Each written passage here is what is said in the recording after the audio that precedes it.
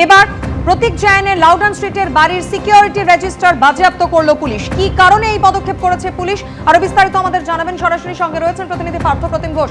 Parthapratim, Shakespeare সরণি থানার police আধিকারিকরা কি কারণে এই পদক্ষেপ নিয়েছেন?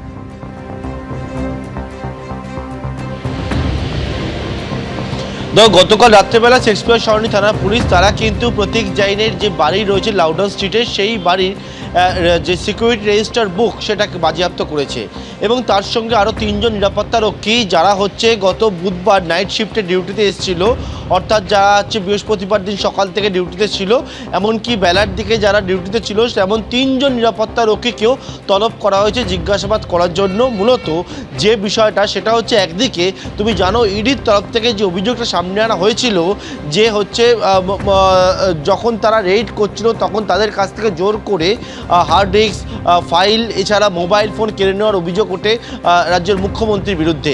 পাশাপাশি কিন্তু ইডির বিরুদ্ধে যে অভিযোগ দায়ের করা হয়েছে যে তারা কিন্তু জোর করে বাড়ির মধ্যে ঢুকে পড়েছিল, সেই বিষয়ে শেক্সপিয়ার সরণি থানা পুলিশ তারা তদন্ত করছে।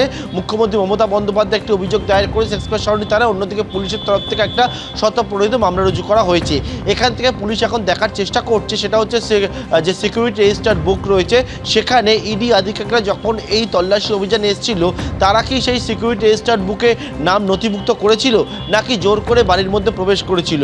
পুলিশ সূত্রে দাবি করা হচ্ছে কয়েকজন নিরাপত্তা রক্ষীকে জিজ্ঞাসাবাদ করে তারা জানিয়েছেন যে যখন ইডি আধিকারিকরা আসেন তারা কিন্তু কোনোরকমভাবে যারা নিরাপত্তা রক্ষীরা ছিলেন তাদের সঙ্গে কোনো কথা বলেননি, জোর করে কার্যত বাড়ির মধ্যে তারা প্রবেশ করেন। সেই বিষয়টা কিন্তু আরও পুঙ্খানুপুঙ্খ খতিয়ে দেখার জন্য কিন্তু এই সিকিউরিটি রেজিস্টার বুক সেটা বাজেয়াপ্ত করা হয়েছে। এছাড়া আরও 3 জন নিরাপত্তা রক্ষীকে ডাকা হয়েছে। তুমি জানো ইতিমধ্যেই প্রতীক জৈনের লাউডন স্ট্রিটের যে বাড়ি সেখানকার যে ডিভিআর, সেই ডিভিআরটা বাজেয়াপ্ত করেছে, সিসিটিভি ডিভিআর বাজেয়াপ্ত করেছে পুলিশ।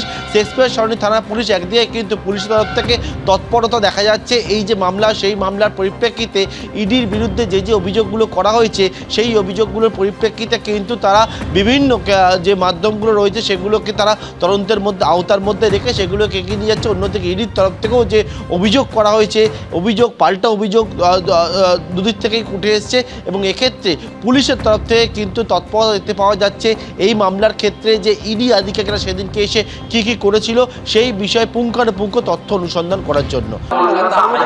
বেলা 2টার সময় শুনানির সময় তৃণমূল কংগ্রেস লিগাল সেল কয়েকশো লয়ারকে জড়ো করে কার্যত মাননীয় বিচারপতি শুভ্রা ঘোষের এজলাসে অচলাবস্থা তৈরি করেছিলেন।